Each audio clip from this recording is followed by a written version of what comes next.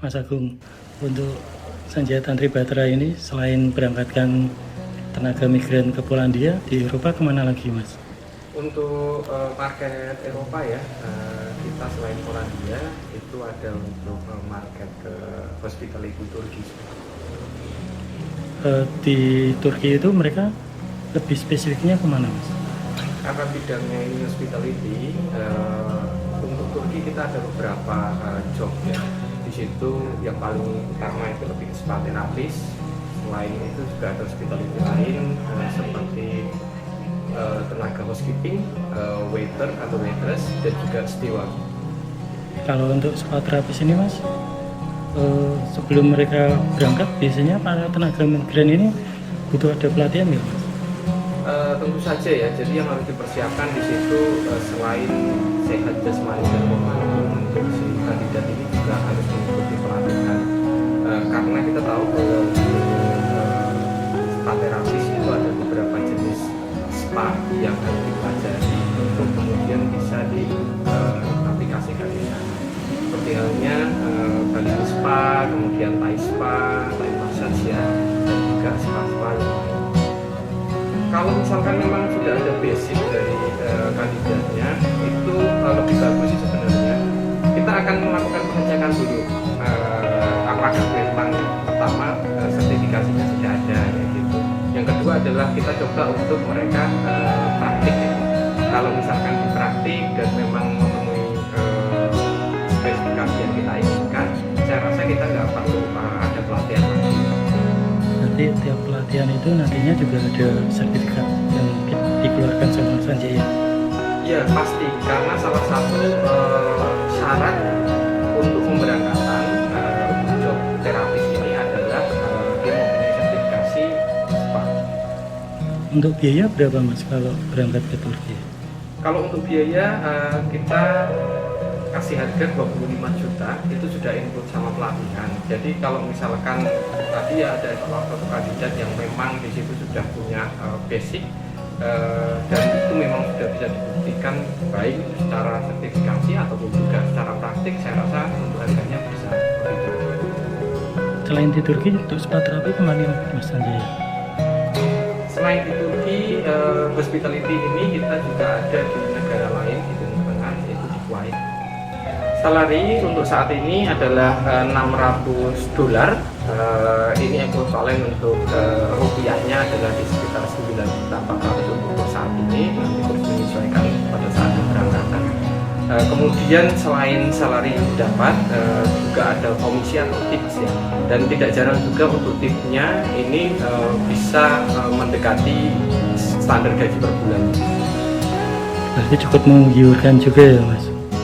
Iya, terutama waktu peak season kita tahu kalau misalkan banyak sekali di situ tamu yang berkunjung, itu akan sangat-sangat bagus sekali dari segi komisi yang didapatkan. Kalau salary pada waktu winter ini kita beda, tergantung dari hotel masing-masing, dia punya kebijakan masing-masing. Jadi misal dia merasa tamunya turun cukup banyak, ini bisa basic salary-nya bisa dibayarkan hanya 60% saja, tapi kita tahu bahwa pekerjaannya juga pasti akan banyak berkurang kayak gitu. Jadi secara pekerjaan kurang, otomatis untuk pengurangan gaji itu juga dilakukan. Atau basic untuk salary dibayarkan full, tapi untuk pekerjaannya nanti dialihkan untuk membantu di job bidang yang lain juga bisa. Kalau masalahnya kan di winter ya Mas, nanti kira-kira mereka juga dapat peak season itu biasanya di bulan apa Mas? Ya, kalau kita lihat bahwa ada penurunan, itu pasti akan ada bagian di mana peak season tamu-tamu datang, dan itu kebanyakan waktu spring. Jadi pada saat musim semi ini di bulan Februari itu sudah ramai.